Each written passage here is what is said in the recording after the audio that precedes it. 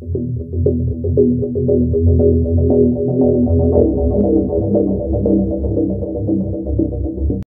disappearance of mainly Yemenite Jewish babies and toddlers of new immigrants to the newly founded State of Israel from 1948 to 1954. The number of affected ranges from 1,000 to 5,000. The majority of immigrants arriving in Israel during this period were from Yemen, with considerable numbers coming from Iraq, Morocco, Tunisia, Libya, and the Balkans. According to low estimates, 1 in 8 children of Yemenite families disappeared. Hundreds of documented statements made over the years by the parents of these infants allege that their children were removed from them.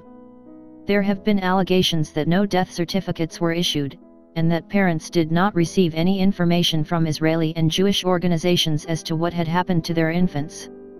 However, Yaakov Lozowick, chief archivist at the Israel State Archives, has documented records showing that while the fate of a small fraction of the missing children cannot be traced, in the overwhelming majority of cases the children died in hospital, were buried, and the families notified, although these illnesses, deaths, and family notifications were handled with enormous insensitivity. In Lozowick's opinion, there was no crime, but there was a sin. After decades, anyone can read the conclusions of the investigations regarding the fate of Yemeni children in Israel. 210,000 documents were uploaded to the network, including adoption files. Hospital adoptions were a matter of routine, the 1952 document said. Read the documents and write to us if you have discovered information about your family members. Following public and media protests and pressure from many families, 3,500 files were published on the National Archives website in Israel, including 210,000 documents dealing with the case of the disappearance of Yemeni children. On the site, you can search for thousands of children whose fates have been investigated, go into their personal files, and examine where they were buried and what the cause of death is. The affair has agitated the country since the 1960s, and this year the Israeli government instructed Minister Tzahi Hanegbi to open the minutes of the State Committee, the Cohen-Kedmai Committee, and upload them to the Internet. Dr. Yaakov Lozowick and the Freedom of Information Unit in the Ministry of Advertising are also partners in publishing, and it includes all the documents of the committees that dealt with the case. Under the Privacy Protection Law, some of the details that include personal information are blacked out. 3 committees have been set up to investigate the Yemeni children affair.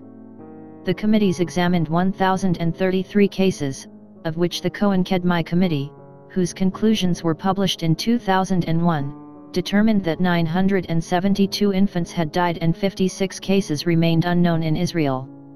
The Commission rejected the claim that there was an institutional abduction of children, but concluded that at the time there was occasional delivery of infants for adoption from infant homes and hospitals and may have to indicate the fate of the children.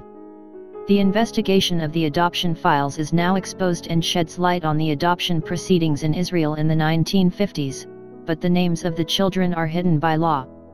This is how one of the files tells of a girl born in 1950 who was arranged in the nursery by the Tiberias Bureau of Remedies. The file states that the mother disappeared and all efforts to find her were in vain. What efforts have been made? According to the document, an ad was published in the newspaper Davar. In another case, a baby was brought by her mother to a baby house and only after a year were attempts made to find the parents who did not come to the baby house, but were not found in the immigrant house. As in the previous case, this time too an ad was published in the newspaper Davar. In 1954 another girl was handed over for adoption to a couple of Holocaust survivors, after it was alleged that the girl's mother had left the country and the father was unknown. The girl came to the family through a private mediator who also left the country, and the parents say they know nothing about the girl's past or the identity of her parents. The relief clerk wrote in the file, "It is not conceivable that the applicants received the girl without a birth certificate or other material indicating her identity." Rivki Dibish, head of the Freedom of Information Unit at the Ministry of Justice, explains the procedure for disclosing adoption files. "We tried to open up as much information as possible with the understanding that there is a lack of trust in everything related to the affair. There are the raw materials there. We left enough information to allow families to check things. Everything related to adoptions cannot be delivered with names, but in important cases to enable the disclosure of the information. The regime is accused by people of snatching their children in a controversial and gruesome case that began in the 1950s. That's when the families of victims say that the regime began taking children who were from Yemeni, Mizrahi, or Eastern and Balkan backgrounds to sell them off to European or Ashkenazi Jews. Take a look.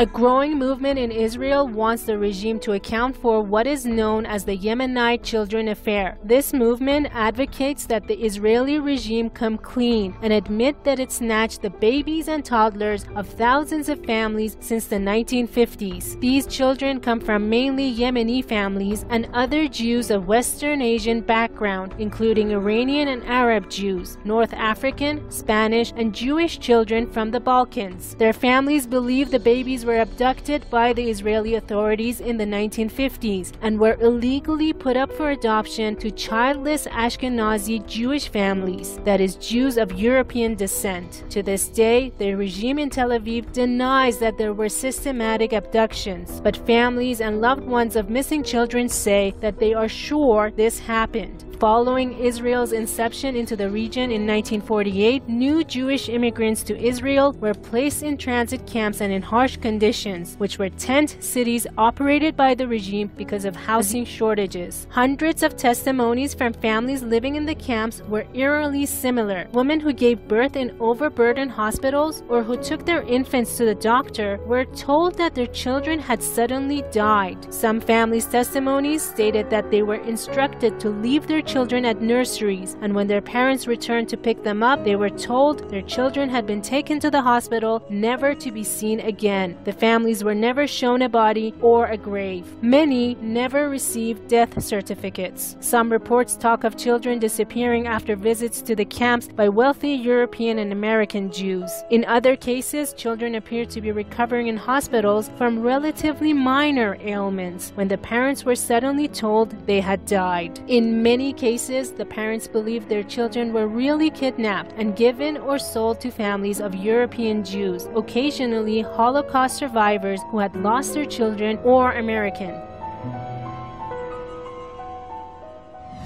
So whatever happened to these children? Who took them in the first place? Why kidnap Eastern Jews or Jews of color? Will the Israeli regime ever come clean? This next exclusive case study from Israel will answer these questions and more.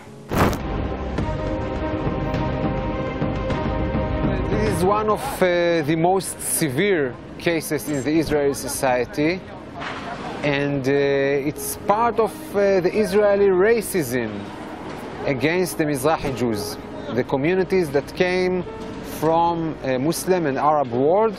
So one of the main cases, of the severe cases, is the case of the kidnapped children from Yemenite, Mizrahi and Balkan communities.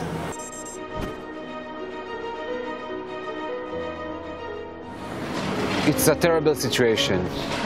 Families up until now simply looking, searching for the children.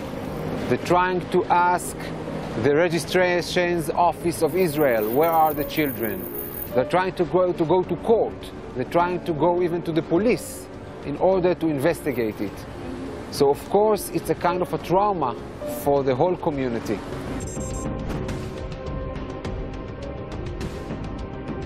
Unfortunately, in the past few years, we didn't see any initiative, any goodwill from the government, the court, the parliament, in order to kind of solve the problem, to help the families.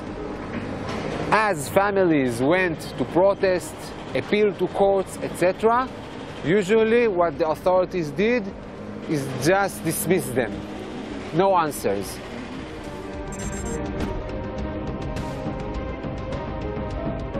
Well, first of all, the bodies and the people, the institutions that made the first step to separate between parents and children, which means in the camps, hospitals and other arenas.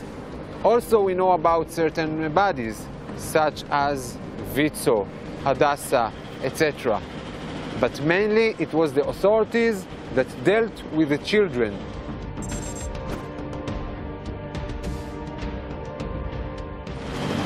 I think that's what we are seeking for. We are demanding a responsibility, that the authorities will take responsibility and admit that it was a racist crime against the communities. Once the authorities will admit that it was a crime, we can go further to other steps, such as family unification, at least to try to find children. We can still try to find children, to the parents, to the children, but also to brothers and sisters. We can do a memorial day. We can build a memorial site for the children, for the families. We can integrate this whole affair in the Israeli curriculums, in the education system. So we can do a lot of steps following the recognition of the crime. But first should be a recognition.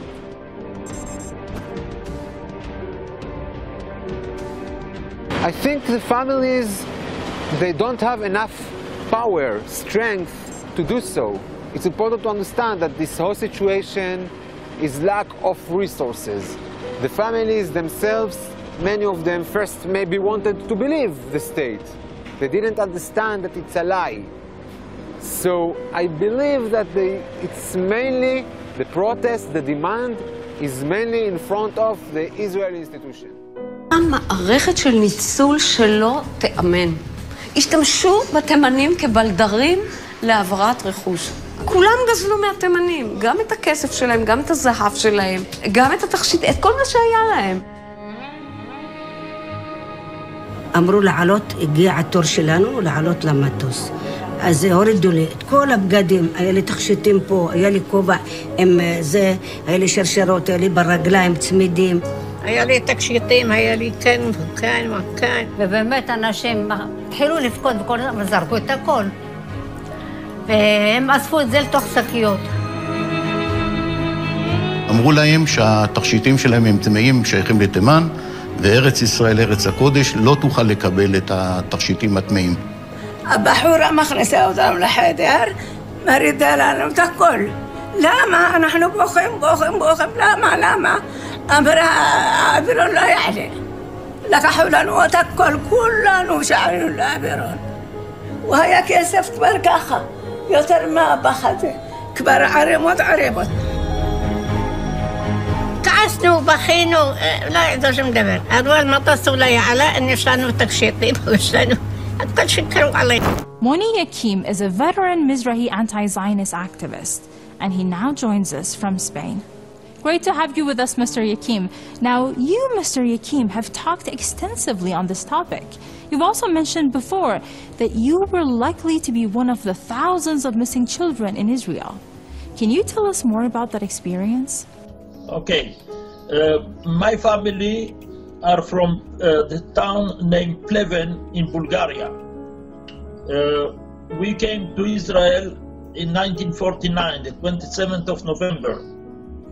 And it was late at night. We were driven to a Pardes Hana camp and given a tent. That was the time of the big floods of the 1950. After a week or something, I got very sick in my chest, and they took me to the hospital. And they were treating me there with penicillin.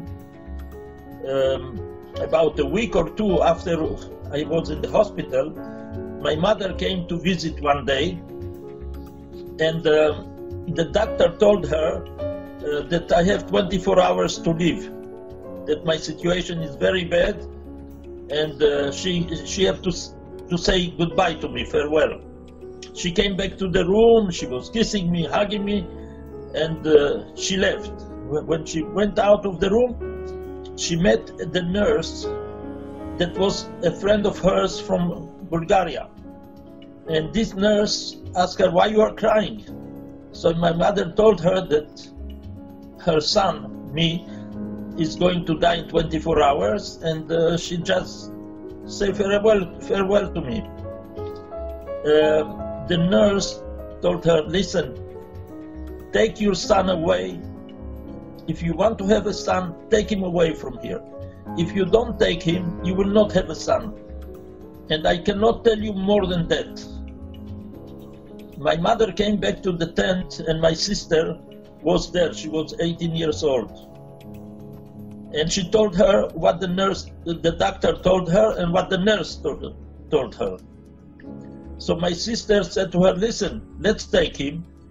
We'll bring him to Haifa, where there is a machine, Röntgen machine, and we'll see if he's healthy or not. And my mother and my sister came back to the hospital. They took me and we went with the bus to Haifa. The test was positive. I was okay. And the doctor who made the test said, why you bring him? He's healthy, he has nothing. And that's it. I was never officially released from the hospital. And 70 years exactly passed from this day. Wow. Well, thank you for sharing that with us, Mr. Yakim. Now, who were Israeli authorities trying to sell you off to? Yes, but it was not to the family. I remember in the room where I was, there was all the time children were coming and then disappearing and so and so on. And I remember this couple that was discussing with the doctor to pay $5,000, and they made the deal between them, nothing to do with my parents. And this couple was bringing me gifts. But as I was a rebel, I was throwing the gifts away. And the other girl that was in the room was complaining that all the time they bring me the toys and I throw them on the floor. So they took the toys away from me. And this couple was supposed to adopt me without the knowledge of my family, because to my family they said that I'm going to die. And that was the method used with many of the kidnappings. They used to tell the family, your child died, and in the same time this child was given to the adopters and disappearing from the hospital. Now, who do you and victims of child kidnapping believe is to blame? Well, after 70 years, I don't believe many of them are alive. But the question is not a question of the individual to be blamed. It was a whole system, what I call it a colonialistic system, using human beings as primal material. That's what was accompanying me all my life, that this the fact that they wanted to sell me away for money.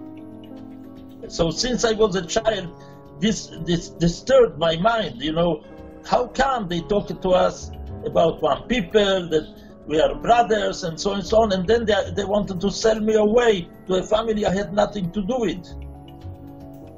So sometimes the people were telling me, maybe this family was very rich, you shouldn't live with that poor family.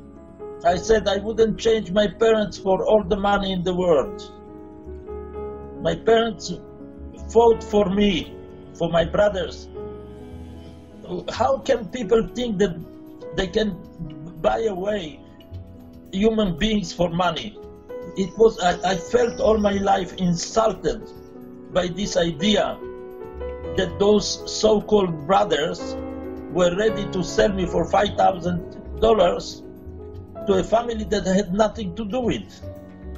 I preferred suffering with. It's true, the first 10, 15 years we lived in poverty, but we had a lot of warmth and love in the family. And I wouldn't exchange it for any rich family in the world. Well, thank you very much for joining us.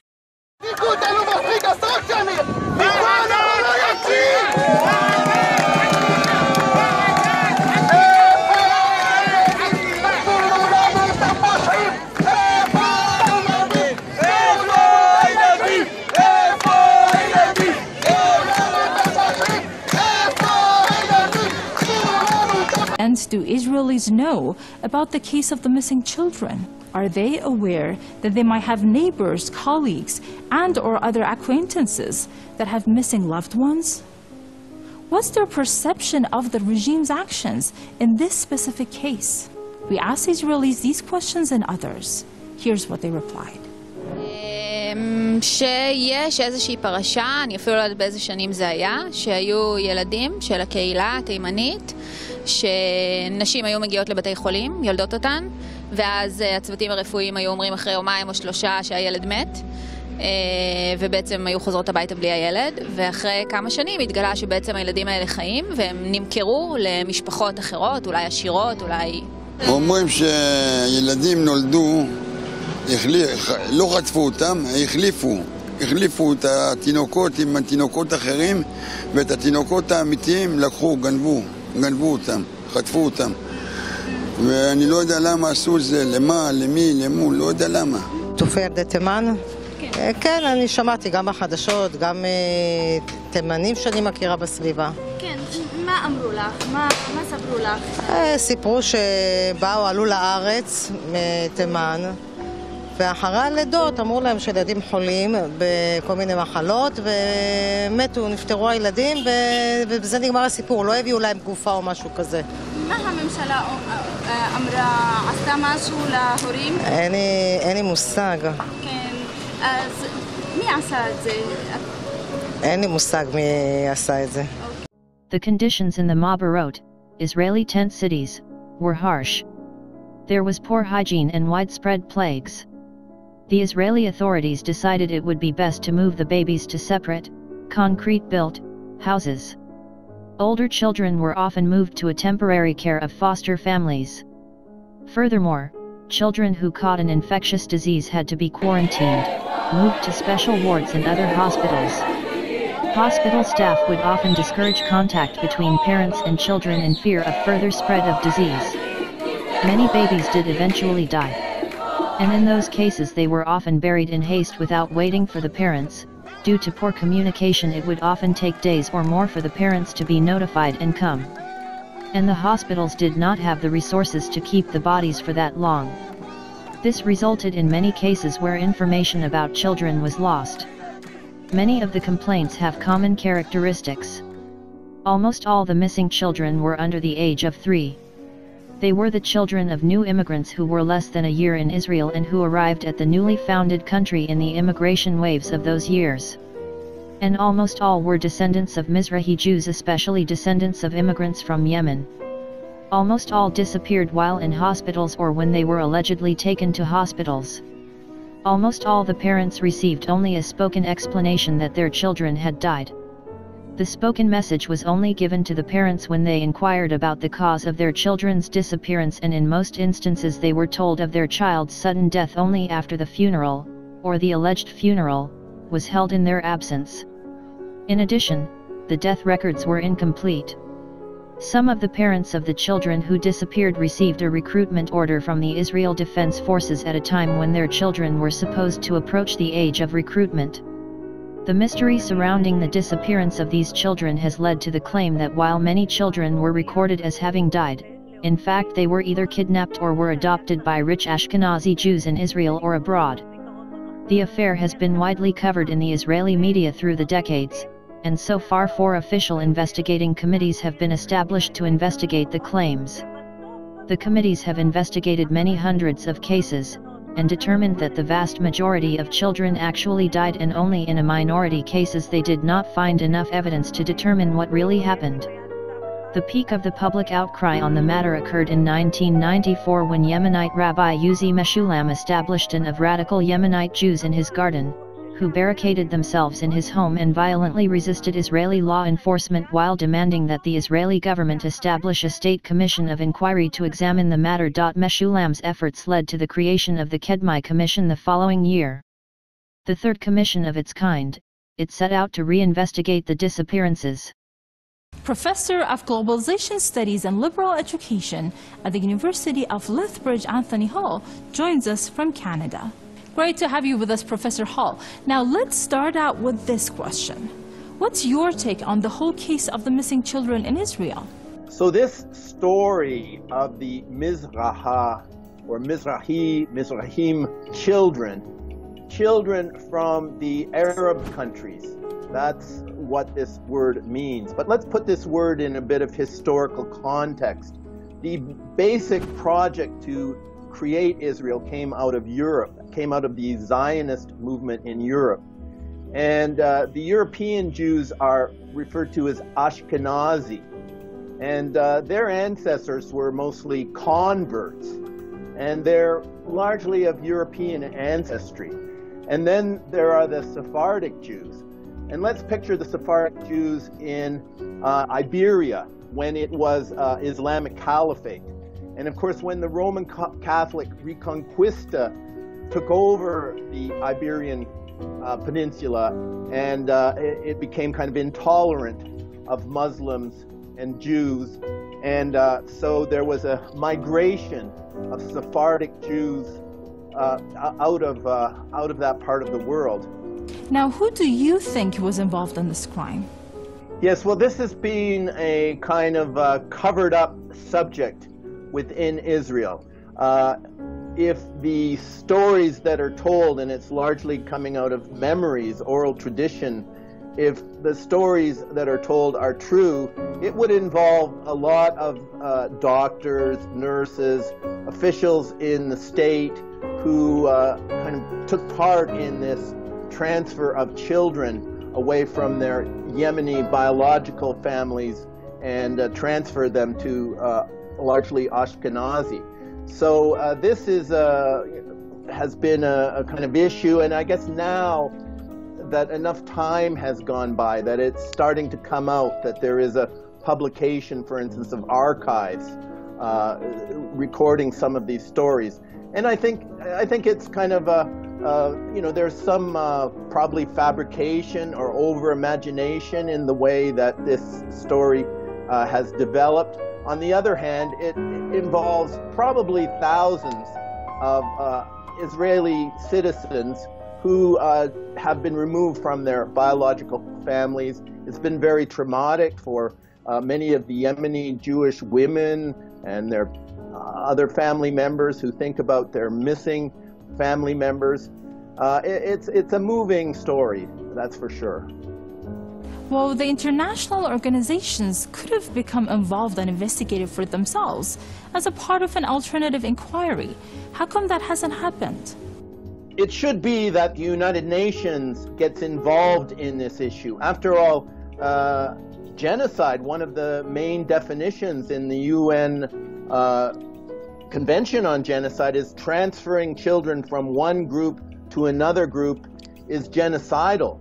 And it seems that the Yemeni group, it's not only individual families that were deprived, but that community has been deprived of its offspring.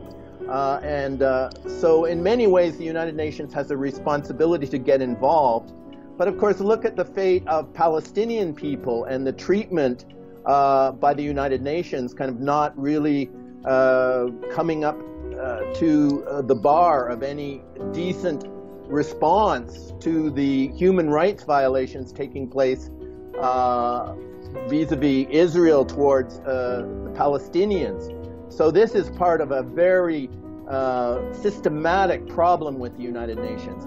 Well, thank you very much, Professor. The Israeli regime, of course, has continued to deny the allegations made by families of the victims that the case of the missing children was a deliberate and systematic one that involved the regime itself. But this hasn't stopped a growing movement calling for the regime to be held accountable for thousands of missing children in Israel.